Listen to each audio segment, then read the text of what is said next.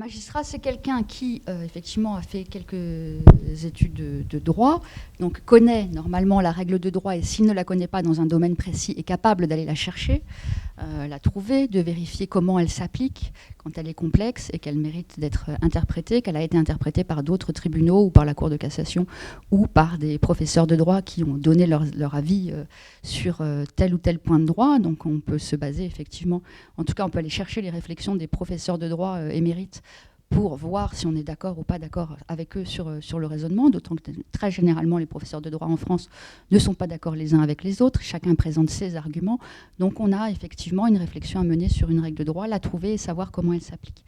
Quelle que soit la matière, quel que soit le juge, quel que soit le magistrat, qu'il soit substitut du procureur, qu'il soit juge des enfants, qu'il soit juge aux affaires familiales, ce métier-là, c'est le même. Pour ça, c'est le même. C'est-à-dire que le procureur qui va se trouver face à un dossier complexe d'abus de biens sociaux, qui se pose la question de savoir si tel fait correspond bien à un abus de biens social ou pas, ou s'il est juste à côté de cette infraction-là et que du coup elle n'est pas constituée, elle n'est pas prouvée, va avoir exactement le même raisonnement que le juge civil qui a un problème qui est saisi par un particulier qui a un problème, par exemple, de maison mal construite par un constructeur, avec en plus une assureur de constructeur, avec un petit peu de chance, avec un ou deux sous-traitants étant intervenus pour le constructeur, autrement dit toute une cascade de contrats. Donc il va falloir déterminer qui est responsable et est-ce qu'il y a des dégâts dont quelqu'un est responsable, est-ce qu'il y a des dégâts indemnisables et à quelle hauteur. De toute façon, tout le monde va avoir le même raisonnement. Quelle est la règle de droit, comment est-ce qu'on l'interprète et quelle est la décision qui doit être prise dans telle matière et dans tel sujet qui nous est présenté, que ce soit également une question de placement de mineurs pour un juge des enfants qui peut être amené à se poser la question de savoir si le mineur en question est tellement en danger dans sa famille que momentanément il doit en être retiré. La question sera toujours la même. Est-ce que j'applique la loi ou pas? Est-ce que je suis dans le cadre de la loi? Et puis derrière cette question de loi, qui est une question froide, il y a la question de l'appréciation de la situation humaine, qui est plus ou moins importante. Dans une question de contrat pur, c'est pas ce qui rentrera en ligne de compte en premier abord, puisqu'il y a une question de responsabilité qui est une question de contrat ou de faute de quelqu'un qui a mal fait son travail.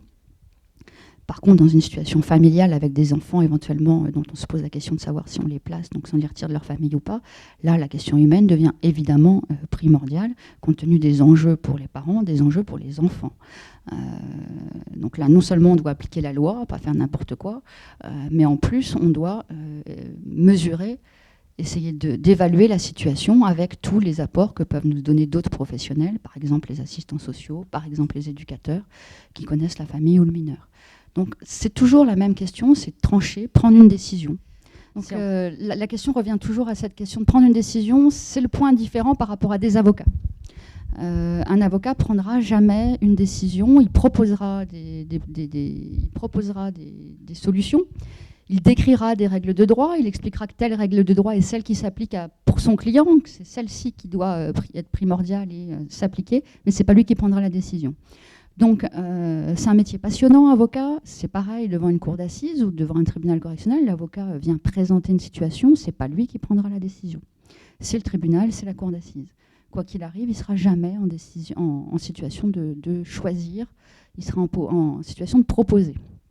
En cela, il rejoint très largement le travail du procureur, puisque nous aussi, nous sommes là essentiellement pour proposer à certains niveaux de la procédure.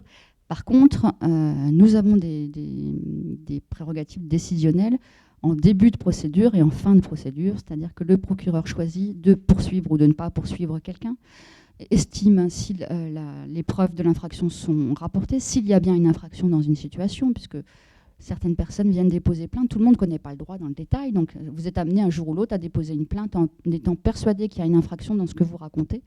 Et en fait, le code pénal ne prévoit pas d'infraction pour cette situation. Donc le premier problème, c'est de voir s'il y a une infraction. Une fois qu'elle est caractérisée, voir s'il y a suffisamment de preuves de ce qui s'est passé. Et enfin, s'il y a suffisamment de preuves, de voir ce qu'on fait de cette situation et de cette infraction. Est-ce qu'on fait juste un rappel à la loi, c'est-à-dire que la personne est convoquée au tribunal, rencontre un délégué du procureur, éventuellement indemnise la victime s'il y a eu un préjudice, mais ne va pas devant le tribunal parce qu'il a remboursé la victime, ou au contraire parce qu'il est déjà connu ou que les faits sont graves, va directement devant le tribunal. Donc là, on est décisionnaire.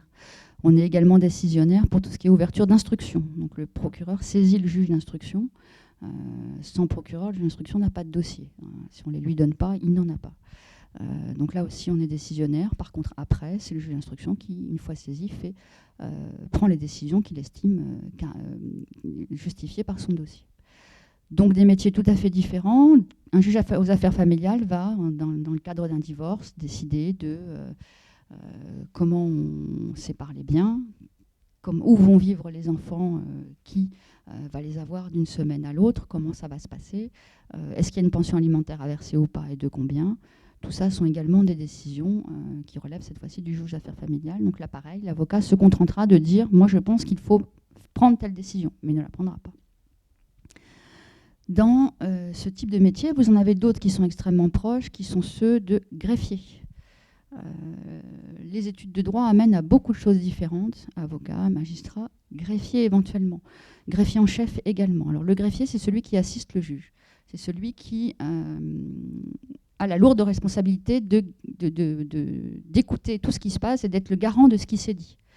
Dans un cabinet d'un juge d'instruction, quand un juge d'instruction pense avoir entendu telle chose et que la personne qui est en face de lui, qu'il est en train d'interroger, dit non, c'est pas ce que j'ai dit, on se tourne vers le greffier et c'est le greffier qui dit voilà ce qui s'est dit. C'est pas le juge qui va le décider, c'est le greffier. Donc c'est celui qui atteste de tout ce qui s'est passé, c'est celui qui aussi gère quotidiennement en tout cas la plupart des actions qui sont menées par le juge, les convocations, etc.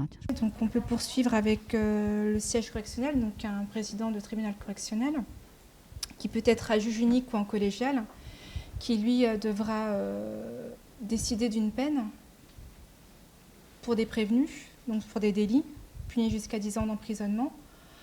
Donc face à des victimes, je ne sais pas si vous avez déjà assisté à une audience correctionnelle, en tout cas je vous l'encourage à le faire pour un peu vous apprivoiser en tout cas ce qu'est une audience correctionnelle et comment se passe toute la solennité de cette audience en présence du président, des avocats, des parties civiles, des prévenus et également du procureur et du greffier qui est présent. Donc c'est décider une peine en fonction des éléments à charge présents dans le dossier, des réquisitions du procureur à l'audience. Il y a également la fonction de juge d'application des peines. Donc c'est un juge qui intervient une fois qu'une condamnation a été prononcée. Un condamné peut bénéficier d'un aménagement de peine en fonction de sa situation personnelle.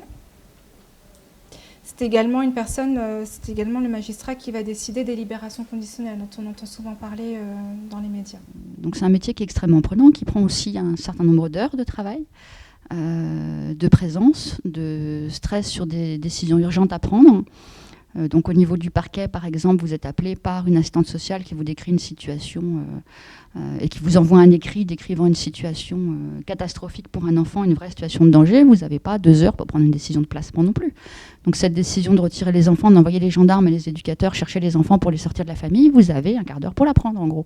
En pesant le pour, le contre, en regardant ce que vous avez comme élément, en voyant si vous avez besoin de faire des vérifications supplémentaires, éventuellement envoyer les gendarmes les faire, ou chercher des documents qui ont pu être établis des années plus tôt, de temps en temps, par d'autres assistants sociaux qui connaissaient déjà la famille, faire des recoupements. Ce sont des décisions qui sont dures, sur lesquelles on n'a pas envie de se tromper, mais qu'il faut prendre. Donc là aussi, il y a des gens qui réalisent que non, c'est pas ce qu'ils voulaient faire. Ils ont d'autres choses à faire dans la vie, aussi intéressantes, voire plus intéressantes pour eux. C'est vraiment une question de choix personnel, de goût personnel, et de comment on vit le fait de prendre ces décisions au fur et à mesure des années, des mois et des années. Voilà, c'est un métier qui est lourd de responsabilité, donc il faut pouvoir l'assumer. Il faut pouvoir prendre les bonnes décisions, donc vraiment apprendre et avec l'expérience faire attention à tout ce qu'on vous dit, tout ce qu'il faut faire vérifier, tout ce qu'il ne faut pas croire, simplement parce que quelqu'un vous l'a dit mais que personne d'autre ne le confirme. Voilà, donc c'est pas simple mais c'est passionnant.